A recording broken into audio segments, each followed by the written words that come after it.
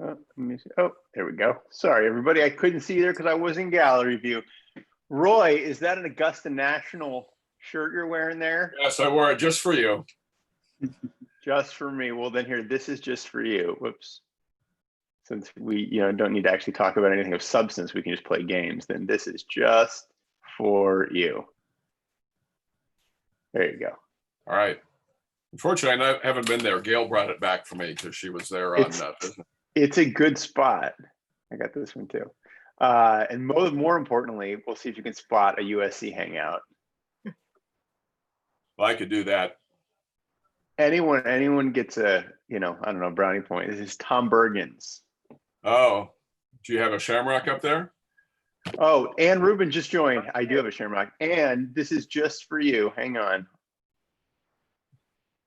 And that's just for you. Hi, Rabbi. I'm sending your picture to the LA Conservancy. Are you getting takeout drinks from there now? I have not yet. But Anne lives in Carthay Circle and instrumental in saving my dear Tom Bergen's the site of many a misspent evening or afternoon, shall I say. Well, thanks everybody for joining us today, particularly amidst everything that's going on in our world and in our city, as if the months of quarantine and pandemic wasn't quite enough. We now find ourselves dealing with peaceful protests and unfortunately civil unrest from sea to shining sea. It sort of had me thinking last night and earlier this morning, kind of how did we get here? How did we come to this? And there are obviously many different reasons, but I couldn't help but think that in part it's because so many people, so many folks just don't feel like they matter. Just don't feel like they count, that they matter.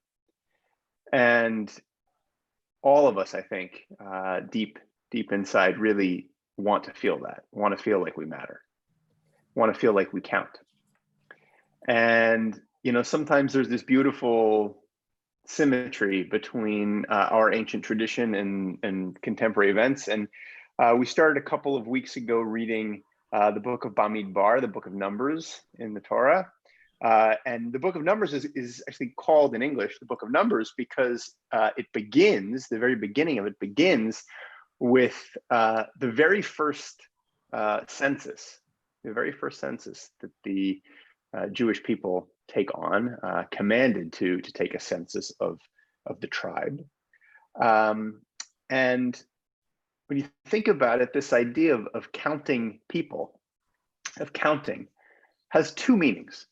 There's the obvious sort of empirical numeric value to it, and importance in knowing in terms of the Torah exactly how many people were in the community, how many people could be mustered up for a militia, how many people are living in a nation. But there's also the other meaning of count, which is to matter, which is that each individual matters, which is also embedded in the Torah, this idea that every single individual, every single person counts, every single person matters. And by being counted numerically, that reminds us that we as an individual, despite being in a sea of thousands, tens of thousands, hundreds of thousands, millions, even billions, do count. We do matter. So the census has come a very long way in several millennia since we read about the first census in Bamidbar in Numbers. And as many of you may know, we are in the midst of a census year. Hopefully you've already completed your census, either by mail or online, but we are in the midst of a census year. But what does that really mean, right? What does it really mean that every year we by law are meant to take a census, and what's really at stake? And particularly with what we're seeing splashed on the pages of the newspaper and on the evening and 24-hour news cycles these past 4 or 5 days, how might a census, how might counting everyone and making sure that resources are allocated in appropriate ways, how might that address some of the issues and some of the challenges that we see playing out on the streets today? So I'm really, really thrilled to have Bobby Kobara with us today. Bobby is the Deputy Director of the Census Project for City of Los Angeles in Mayor Garcetti's office, and going to be with us today talking a little bit about how Los Angeles is approaching the census and really what it's all about and why it's so important, how we can help. So Bobby, thanks for being with us. Before others came on, I gave you a shout out for the Dodger hat, despite the fact that we might not get too much of a season this year. But really, thank you for taking the time. I know you're busy and everyone at City Hall is working overtime. So thank you for making the time. So let's just start at the beginning. Like, why does the census matter? Like, why is it so important? It feels like another piece of junk mail, I think, that people have to fill out and send into the government, which no one really loves doing. So why does it matter? Yeah, thank you, Rabbi. I think right now there are so many layers of hurt in our community and really reasons why, in addition to other things that we can be doing to support our community, reasons why getting counted is that much more important. Really the main two reasons why getting counted in the census matters is power and money. And when we're talking about money, we're talking about over $800 billion that are spent across the country just based on census counts.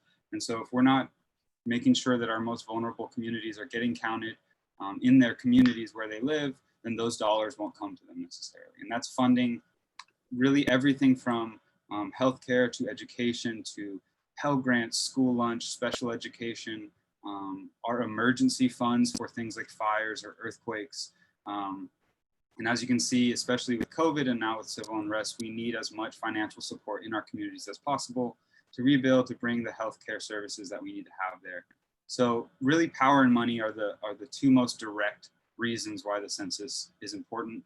In the larger picture, there are some other reasons. One, as the rabbi was discussing, is really just showing that people matter and showing that they're there. So the census counts everyone where they're living. Those are where hopefully the funds will get distributed. That's also how they'll end up getting their representation.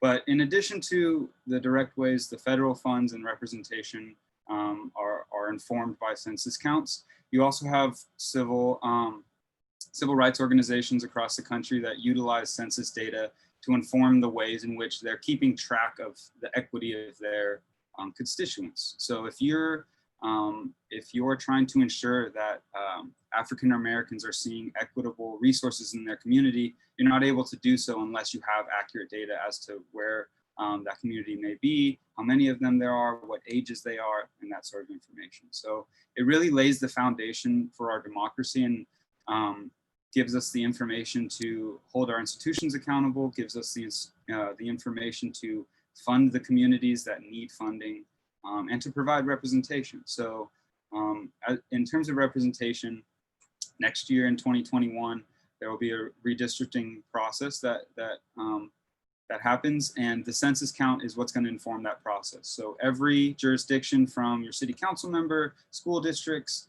to state and federal offices, those offices, jurisdictions will be redrawn next year. And so quite literally, if our vulnerable communities aren't counted, they will be invisible.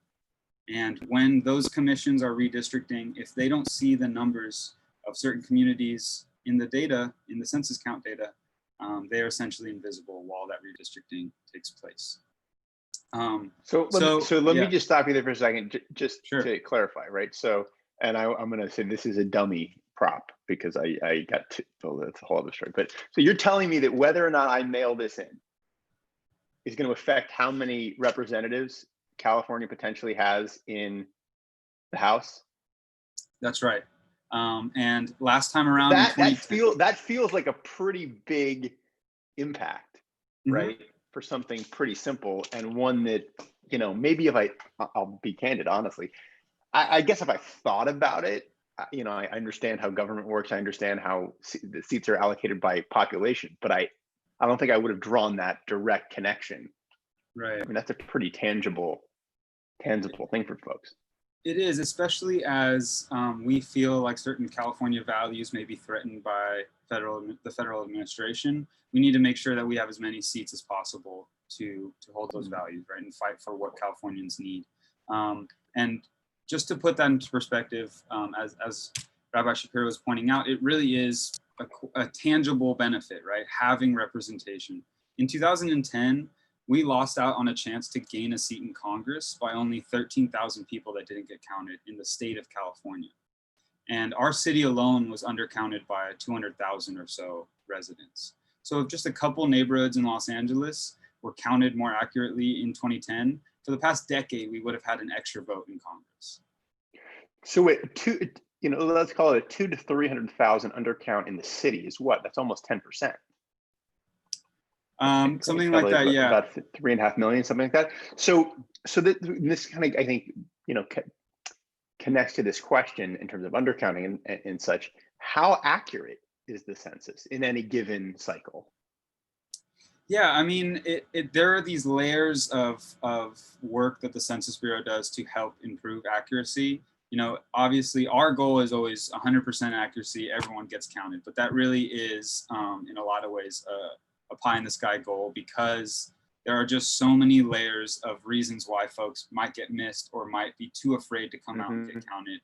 But right now we're in self-response. That goes through, that's gonna go through the end of October, but that's only people that are, sending in their waiver in the mail, that are going online, or that are calling in themselves. There's also going to be a non-response follow-up period, which has been delayed quite significantly due to COVID. Yeah. But that's when they go out and folks are, traditionally knocking on doors and getting counted that way. So, but right now we're only at about 50% in Los Angeles that folks have responded. Well, so that is the big factor in accuracy whether or not people choose to be counted, or is there a concern that the information people do provide, if they do respond, may not be accurate? It's primarily an undercount. I think it's a little bit of both. Yeah. Because I think, particularly when we look at the accuracy of ethnic or racial data that comes out, because it's all self-reported, there are disagreements within communities or within different generations and communities on how to respond. For instance, one example that we've seen with community partners we work with is in the Armenian American community, there's certain disagreements on whether to write in other and put Armenian, or to select white as their race. And there are strong disagreements there. And it seems like certain groups are going to do one and other groups are going to do other. So in terms of accuracy on specific questions in the census, it's really hard to tell how accurate it all is because it's self-reported. But as a baseline, our main focus is the accuracy in terms of just how many people are here in the city, so that we get that baseline of funding and baseline of representation to start. Yeah. Can undocumented folks participate? Absolutely, and they absolutely should. So it does. You don't have to have citizenship. It's anyone that's residing here. If you reside in the United States as your permanent residence, you need to get counted. And their main concern with a lot of undocumented communities that we've worked with is the fear of the data that they provide being used against them to remove public services that they receive, to threaten any sort of immigration processes they may have been trying to go through. But we want to make sure, and this is something I hope you all can leave with today, is that there is no citizenship question on the 2020 census, number one. But number two is that any information that you provide— Well, just stop there for a second, because I know there was a lot of controversy with an attempt to put a citizenship question on the census. And I think there are definitely folks who may be mistaken as to how that argument played out and what the result actually was. Because I've just read anecdotally, large numbers of folks who haven't even looked at their census, but if you ask them, will tell you, oh yeah, they put a citizenship question on it this year. But you're saying absolutely not, that's not there. Right, absolutely not, it's not there. And that confusion continues. There was, unfortunately, the Census Bureau did a test over the summer where they sent about 500,000 households a form. About half of those forms had a citizenship question on it. That was a test, but that confused a lot of people. And we got reports here in LA of households receiving those. There's also been another layer of confusion from the Trump re-election campaign when they have ads on Facebook that say things like, complete this essential 2020 survey or complete this congressional census, which is very confusing language and we believe is targeting those communities that may be undocumented, because that survey from the re-election campaign includes a question about citizenship status. It also includes questions about your political outlook. So those are scams. Those are not actual census surveys. But to your point, the confusion is still there. And so that continues to be one of the most important messages we're trying to get out, is that question's not on there. And that filling out, even if you are in many ways, especially if you're undocumented, can serve to benefit your community, and not getting counted will ultimately hurt your community. So you in speaking about undocumented folks participating, you said there's a concern as to how their information, how their data will be used. So yes, speaking about that community particularly, but also more broadly, I think, we live in a world obviously where between, Google mining our email for ways to advertise to us, and Facebook, and I think we're all concerned and mindful of how our information and data is used in ways that we never were before. And obviously, I think, most of us understand, for all the right reasons, that the federal government, has data about us and on us, for all the right reasons. And hopefully that's who we trust most with our data. However, I think there are a lot of questions that a lot of folks have and about how the data they provide on the census is used, who it's shared with, how it's protected, who has access to it. So can you talk for a minute just about that? Because Sure. I know folks who've said to me, like, well, Rabbi, it's already the tax returns and this and that. Like, I don't need the government knowing anything more about me than they already do. Mm-hmm.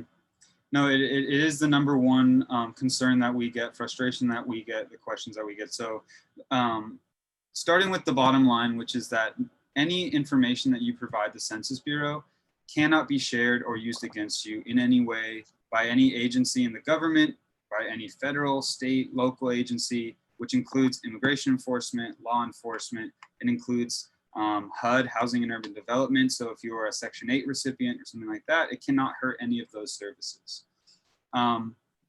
Also being aware of, the fact that that doesn't satisfy people in terms of the security. There are, as Rabbi Shapiro mentioned, concerns from folks that are undocumented all the way to people that are just concerned around data leaks or some sort of hacking of the Census Bureau.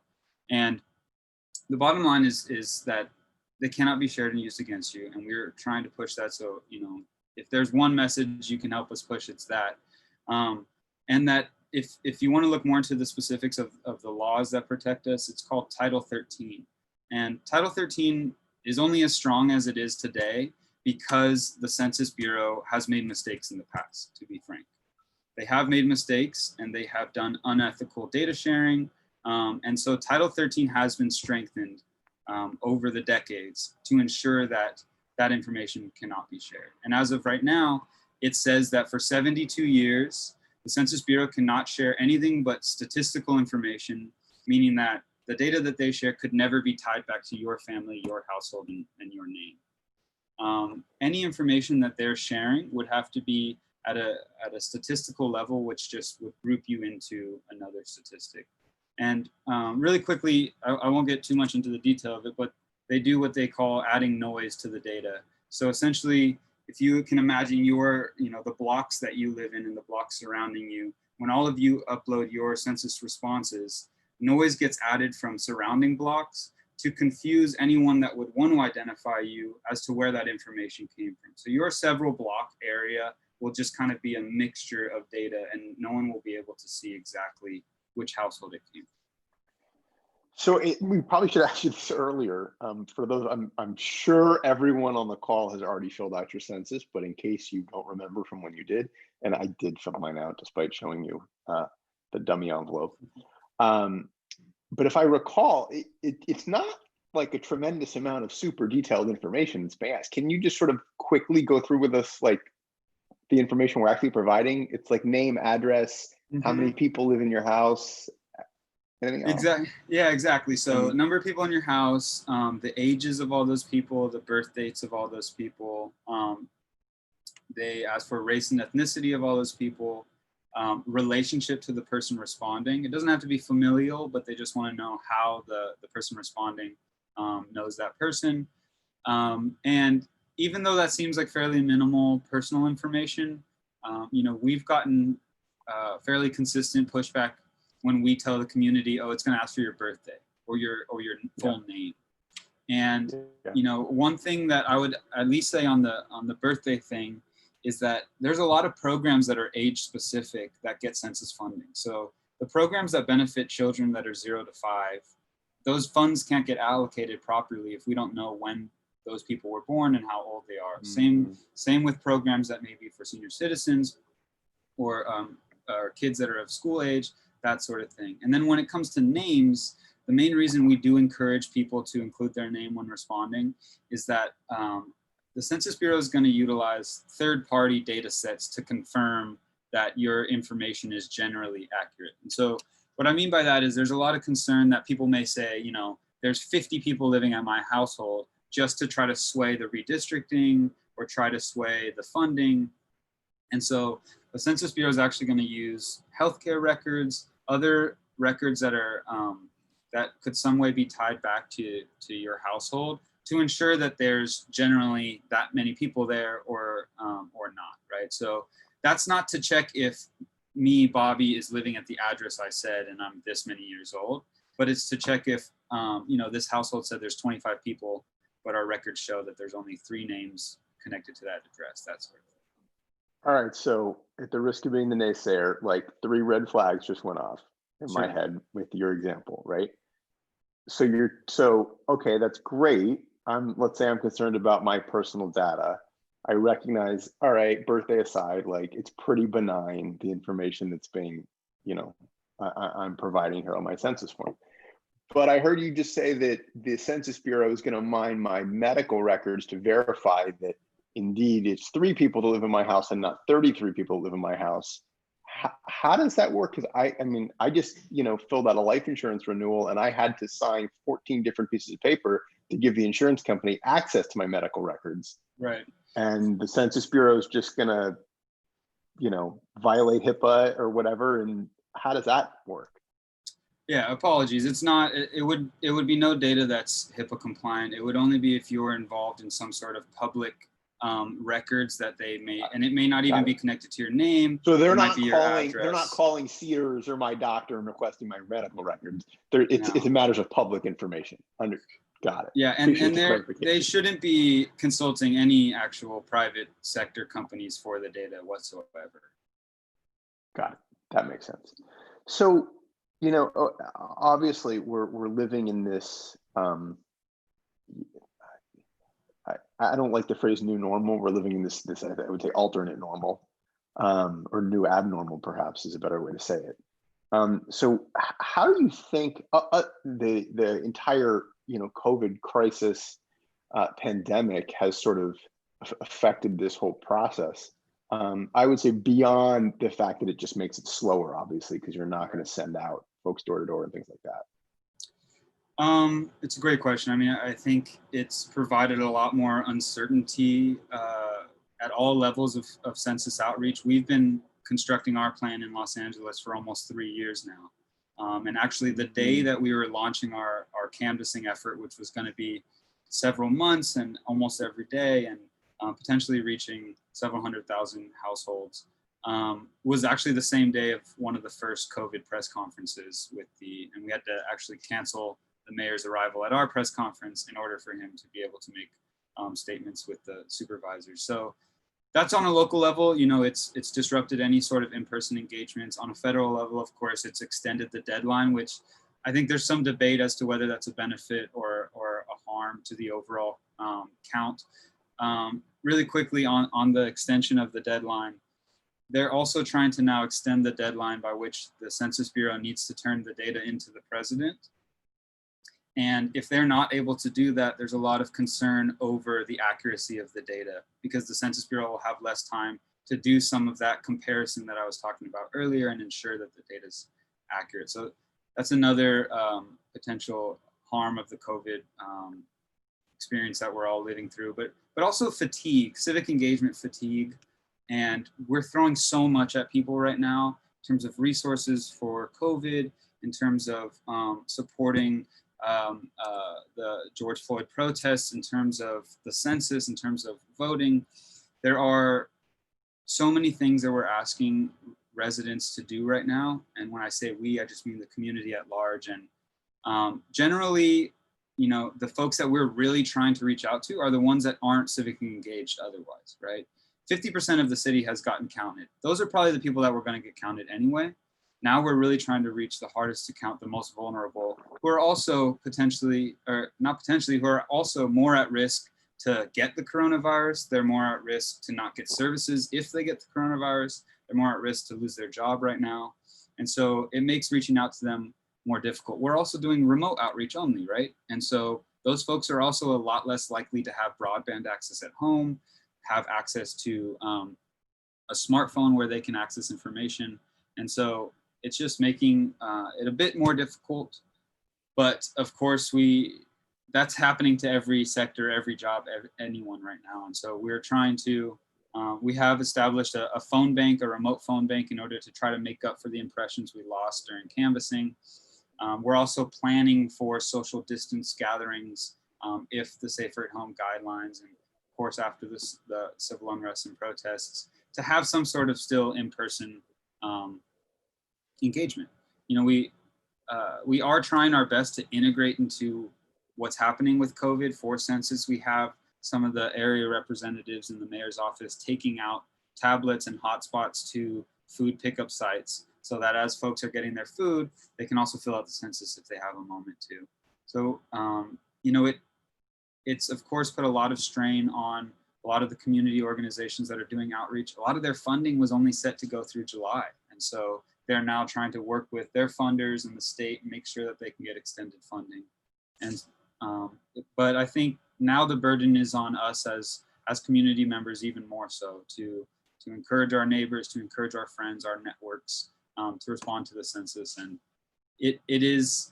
it's really a way to take action on several of the different layers of what's happening right now. And so I think it's something you can do from the safety of your home, but it's also something to be proud of, to bring awareness to your community. And so, you know, we would appreciate any help in getting the word out as much as possible. Absolutely. Staying on this theme of COVID and the virus for a second, obviously the challenges that it presents, does it also, you kind of alluded to this at the beginning, I think, but does it heighten or magnify the importance of the census, do you think? I do. I think it makes it that much more critical because after the coronavirus, whatever after the coronavirus looks like, and after civil unrest, whatever that looks like as well, the baseline need is going to be funding in these communities to help rebuild, whether that's physical things that need rebuilding or institutions that need rebuilding. We need to make sure that there's funding in these communities. And you know, it's also more directly or immediately, it's emergency preparedness dollars get funded through this, right? So, you know, hopefully there is no natural disaster to add to the health crisis and the civil unrest, but if there was, we would be ill prepared if we didn't get counted in the census. And as we know, after 1992, there is a need to make sure that that there's an equitable distribution of funds to rebuild after coronavirus, after protests, making sure that we have that funding there. So I mean, I think, you know, I'm a little biased. I've been working on the census for several years now, so I'm trying to tell everyone it's the most important thing that they can possibly do. But I really do believe that just in order to even think about strategizing on how to help our communities after this calms down, we would need funding and representation as a baseline to do so. So thinking about, you know, California specifically, obviously, and being, you know, one of the largest economies in the world, much less the country. Two questions, I guess, in no particular order. So whichever order you think makes more sense. First, though, how does California measure up in with respect to other states in terms of, you know, I guess turnout or how small the undercount is, if that makes sense, if I'm phrasing that well. And second, in this current cycle, is California approaching? I mean, you said that, you know, you've been on this for a couple of years. That, I mean, I have to imagine it was a very small group of people 3 or 4 years ago that were already thinking about the 2020 census, right? So does that happen in every state? How is California approaching this cycle, this go around? Or is it approaching it differently than other states? Is it spending more money on it? Yeah. You know, all that. Yeah, we're definitely approaching it much differently than a lot of other states. There are some states, Texas is one of them, you know, spent $0 on census outreach. We're spending over 180 some $1 million that the governor has allocated to census outreach. And it's at least in my experience, it is one of the most coordinated and supportive campaigns that I've been a part of, in terms of, because a lot of people, you know, especially before the citizenship question was removed, were afraid to engage because they felt that it was politicized. But I feel, especially after the question has been removed, people generally, and you know, we're lucky in California that people generally agree on this, but people generally agree that regardless of, you know, your political background or any sort of other background that you're coming from, the census matters and you need to get counted. And so we've seen in California, especially here in Los Angeles, a collaboration across all sectors, and it's I mean, it's obviously been fueled and helped by the governor's budget and spending so much money on census outreach. In terms of comparing to other states, we are one of the hardest to count, meaning that we were expected to have one of the worst turnouts in the country. They expected that LA County would be the hardest to count in the country.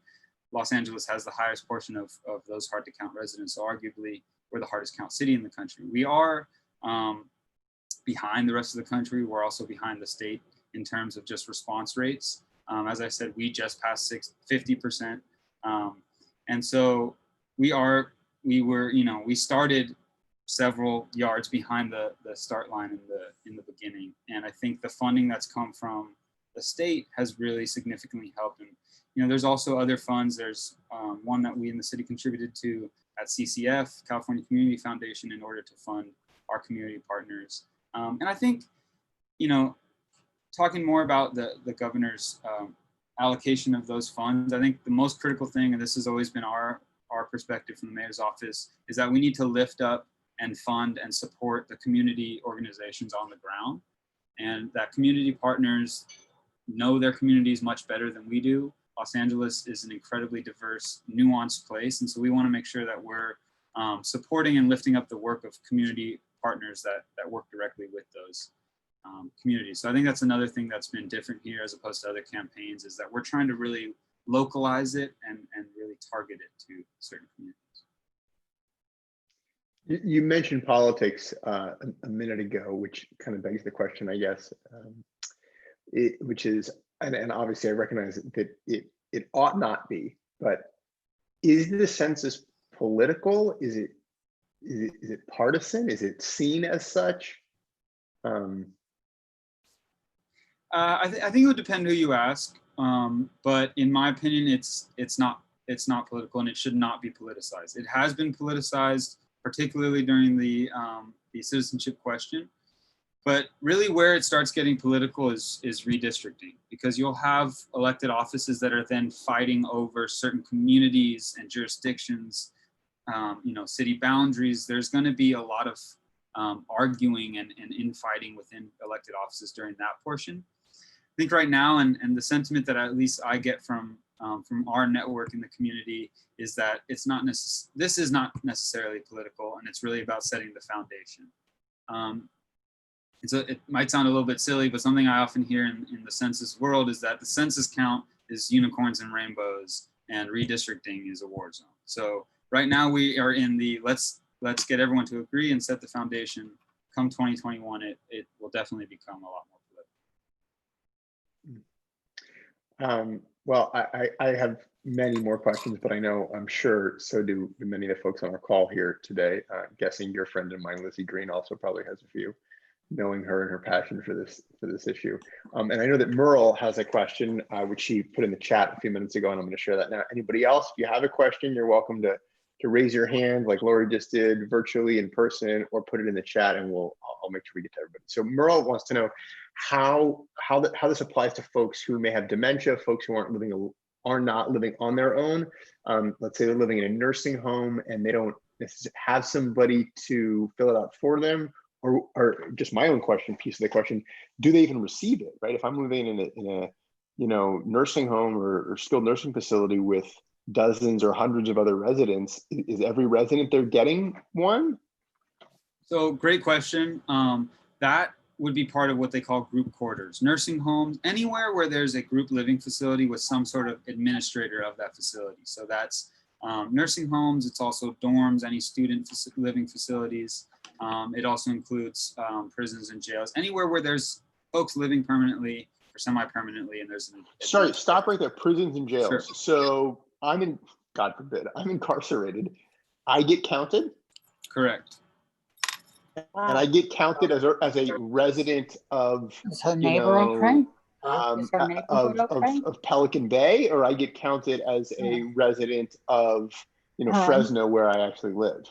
You get counted where the facility that you're staying in is. Got it. Yeah. So same for college students, right? If I'm a student at Berkeley, but I'm from LA, I'm going to get counted in the East Bay. Okay, but what if my parents still claim me on their?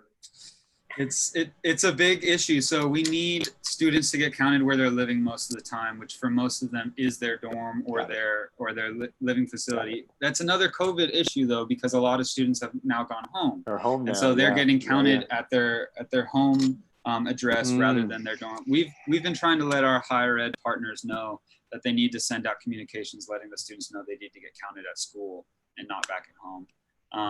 And again, is there communication to those kids' families to not include them on their right form? So yeah, we've been trying to work with higher ed partners to send it out in addition to the students as well, home to their families. It's actually an issue with folks that have incarcerated family members as well. They may count them in their house if especially if they're returning soon. But this group quarters really quickly is also the same operation they use to count folks experiencing homelessness.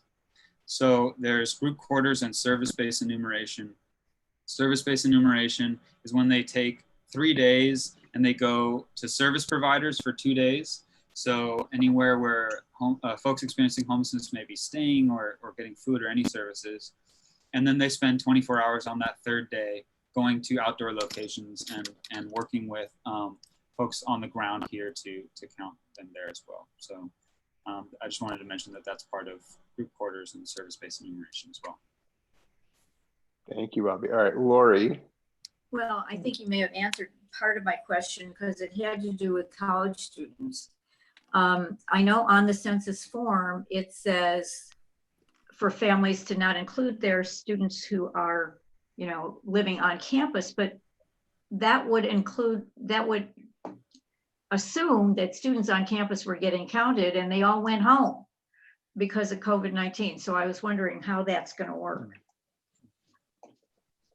Yeah, so they'll still need to get counted on campus, and there's so many specific situations that students are in. It's hard to address it all because there are folks that live in the dorms, and a lot of those dorms have now opted to directly provide information to the Census Bureau.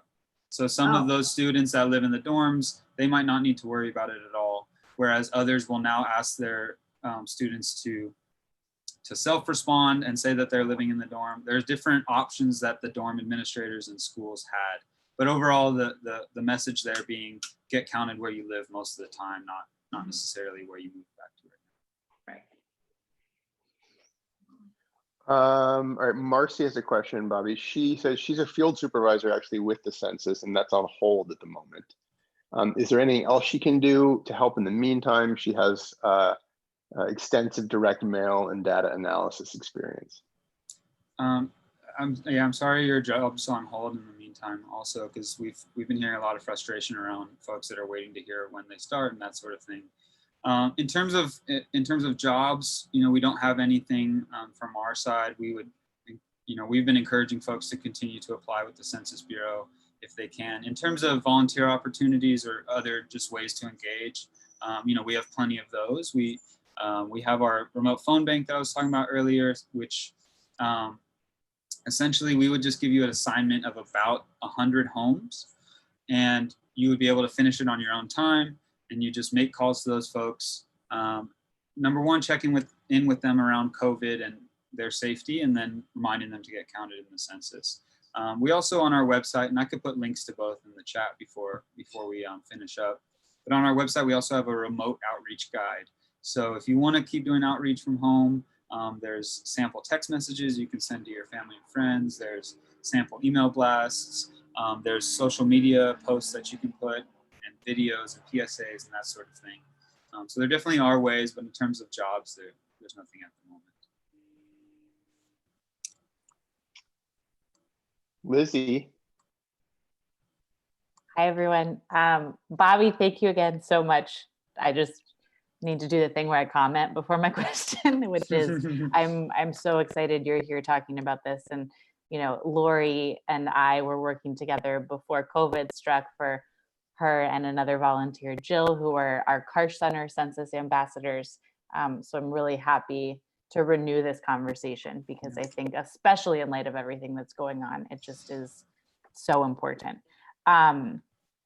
So I also just wanted to share any resources that you send. I will also include in our Karsh outreach to volunteers. And I know we have several volunteers who have been doing the phone banking. So I just want to say thank you for that. I'm also curious, and I apologize, I was a couple minutes late to this conversation. As I think it's really important that we as individuals also be reaching out to our networks, because I think we can kind of take away some of the confusion or concern people might have, perhaps more easily than a stranger calling.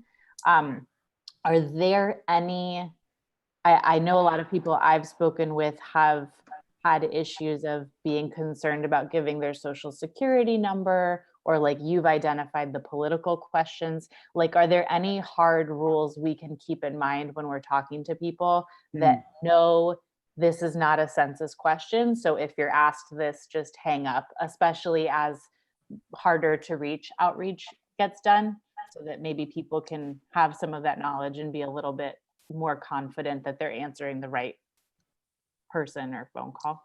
Yeah, that's a great question. And which reminds me, I'll make sure to also send around our training presentation. It's available on our website, but it has some great just key points like that. And one of the slides talks about ways to avoid scams. The social security number is definitely something they'll never ask you.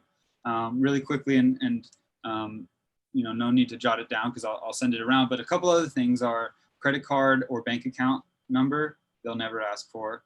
A payment or donation they'll never ask for, which again has gotten confusing because of the Trump re-election ads ask for donations and also say congressional census survey. So it's folks are getting confused around that as well. And then the other thing to keep in mind is that even though there's an option to respond online, they're never ever going to send you an email that says click here to respond. Yeah, question? Yeah, so one, what you just answered about the email, because we did ours like the day we got the letter or the form and did it online, and I'm just assuming that gets counted immediately like everyone else's. Mm-hmm. The other question is, you guys are all in California. I'm in Arizona, but I'm assuming that the whole census concept and everything applies the same in every state. Mm-hmm. Yeah, so in terms of the laws like Title 13 that protect our information and the process to get counted, all of those are the same across all states. Okay, thank you. Mm-hmm. Other questions? thoughts, reactions, concerns? Should I put everybody on the spot and ask you if you filled out your census? I won't do that. I just told you I filled out mine. I guess we should say, Bobby, what's the deadline? Before somebody comes banging on my door, what's the deadline? So you have to respond before October 31st. Okay. Can I issue a challenge to everyone on this? I'm going very rogue here. Can I challenge Go, Lizzie, everyone to find a way, whatever they're comfortable with, text, email, call 10 people in your network and challenge them to fill it out and share it with 10 people in their network? I just I shared, nominate that challenge.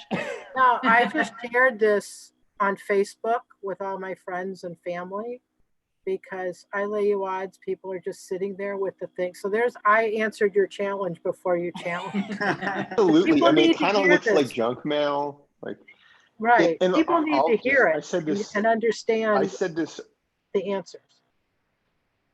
earlier, but just, one person's opinion, and for me anyway, the most compelling piece is just the idea of redistricting lines and allocation of elected representatives for decades potentially to come, which again, intellectually, I understand that we live in a representative democracy and that's based on population, but I don't think I ever actually drew the connection that filling out my census is how those numbers are determined, right? Which kind of leads me to maybe my last very, very benign and mundane question.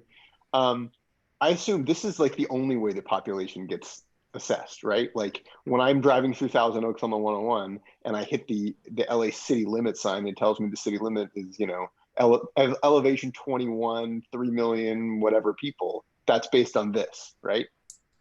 Most likely. The Census Bureau actually does a couple other surveys that they use for population statistics. There's one called the American Community Survey that actually is going on at all times. So it's every year, but that's only about 3% of the country that receives those. So if in the off years, in between the decennial counts, you'll have updated statistics that come through ACS, or the American Community Survey. But generally, in terms of population statistics, the Census Bureau, whether it's the decennial or another survey, they're really the most used source, from academia to, as we were talking about, political representation. And really quick, Rabbi, you reminded me while you were saying that, because one thing that I think also when we're making that point, a lot of people get convinced by is that a lot of other states are looking to gain several seats this time. So whereas California, best case, it looks like we'll just maintain our seats. Worst case, we'll lose one. But Texas is looking to gain 2 or 3. Florida's looking to gain 2 or 3. And so the question of will there be a redistribution of power is really not a question. There will be. It's really, will we be able to maintain our congressional power? Sorry, I'm chuckling because you just said that Texas stands to gain 2, maybe 3 seats, and they're spending nothing on the census. I feel like if I was running a state that potentially could gain 2 or 3 seats, I'd be spending every dollar I could scrape together to get them. Right. I think they took the opposite opinion, and they're just so confident in their population growth. I don't know, but you're right. It's a bit confusing. Nancy, thanks for joining us, and I see that you have a question in the chat, but you are unmuted if you want to just share it with us. Oh, I did write it down, but I've been getting multiple requests. I understand mail can cross, but I wanted to know if that indicates that the computers aren't getting it and I need to continue to do it, continue to fill out my form multiple times. It shouldn't. Yes, so, if I get a form, I fill it out, I submit it, and I get another one. Do I need to fill that one out or just trust that you got it? I would just trust the first one. And if you were able to snag a picture of the confirmation page, if you can, just for your own records. But I would say the one response is all you need to do. Some of my colleagues and I have been actually waiting to do the census so that we continue to get as many mailers as they're going to send, just so that we're aware of what community members may receive. And I know from a couple people on my team that even after they responded to the census, they kept getting reminders. So most likely it's totally fine, and you might just continue to get reminders due to this extended deadline. But I would just say, please respond once. I've actually gotten calls from folks that were told that their stimulus check was connected to their census response, which is also not true. We need you to do the census and we hope you get your stimulus check, but they're not connected. But because of that rumor, we were getting calls of people saying, I filled out 25 census forms, where are my checks? And so we really just, that can ultimately in a large scale affect the accuracy of the data. So yeah, we would just encourage everyone to respond once. Thank you for the answer. Thank you for the question. Bobby, thank you so much for, again, for spending a little bit of the morning with us, and for, spending so much time for, now I didn't even realize, years, helping to make sure that we're all counted, that we all matter, and helping us allocate resources in a way that benefits all of us for at a minimum, right, a decade to come. So yeah, thank you so much. And I know you guys are working hard with Lizzie and the folks at Karsh. So to be continued, absolutely. definitely. Thank you everybody for Thank you. Thank you. Thank you. You're welcome. And thank you everybody for joining us today. Share this session on your Facebooks. Absolutely. All right, stay safe, everyone. Thanks. Thank you. Thank you.